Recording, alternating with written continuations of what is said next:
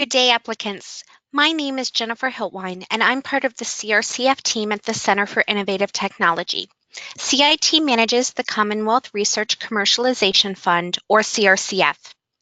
During this short informational presentation, I'll share some tips for things to look out for and errors to avoid when completing your budget and budget narrative.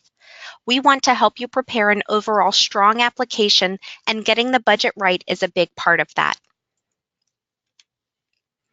On the CRCF resources page, the URL for which is on the last slide of this presentation and the web page through which you probably access this video, you'll find another short video on tips for creating strong proposals. Both presentations contain valuable information not found within other resources. As part of today's presentation, I'll highlight some things to pay attention to when preparing your budget document. The budget is such an important part of your proposal, and it's closely evaluated during the review process. Unfortunately, many applications don't advance in the review process due to errors on the budget and/or budget narrative, or because the costs outlined aren't realistic for the proposed work and/or accomplishing project goals. As you're thinking through your project, make sure to really consider whether the work proposed is appropriate for the amount and types of funds requested. We see projects that are both overambitious, that is, they expect that they can accomplish way more with the funds than is realistic, and projects where the work plan should be possible with less funding.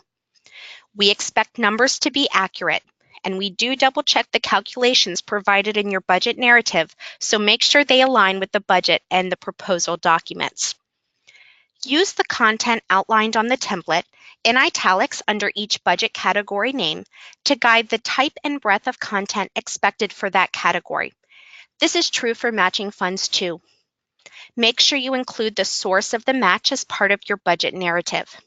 Similarly, information should be consistent between the budget figures, corresponding budget narrative, the online form, and the proposal content. You'd be surprised to know how frequently we receive submissions where the CRCF requested funds on the budget doesn't match what's on the online application form or within the proposal.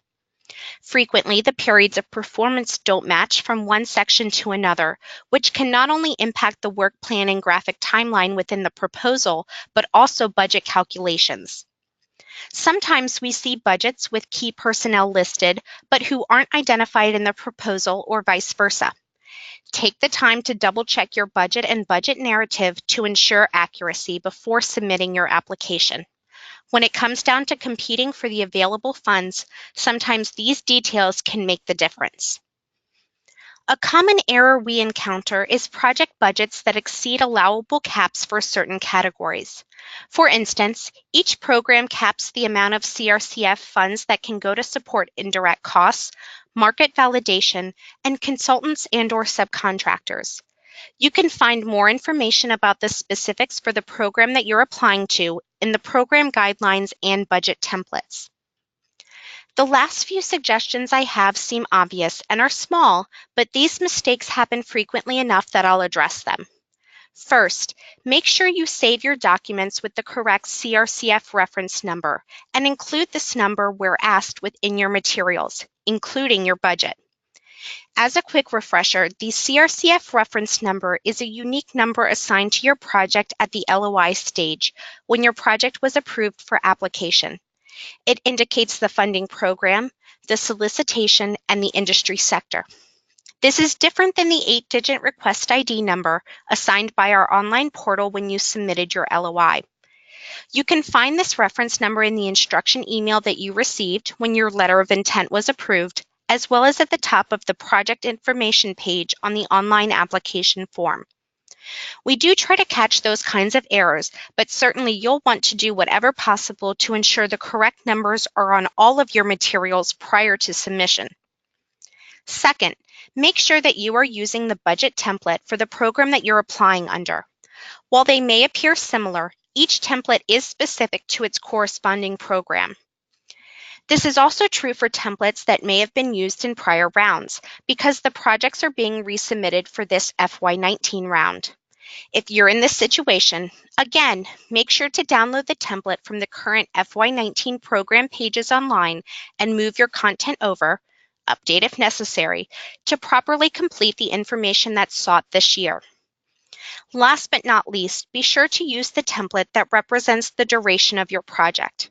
Both an up to 12 months template and a 13 to 24 months template is available to be downloaded for each program and should be used depending on your specific project's period of performance. Be aware that CRCF will not necessarily reach out to applicants for clarification, corrections, or more information on your FY19 submissions, including on the budget. If at any time throughout the application process you have additional questions, the best way to reach our team is through the email address crcf@cit.org. That inbox is monitored by myself as well as other members of the team to ensure prompt responses to all the inquiries we receive. We are available during business hours, Monday through Friday, with the exception of holidays. We look forward to hearing from you, and along with these videos, hope to help you prepare the strongest and most competitive submissions possible. Thank you for your time.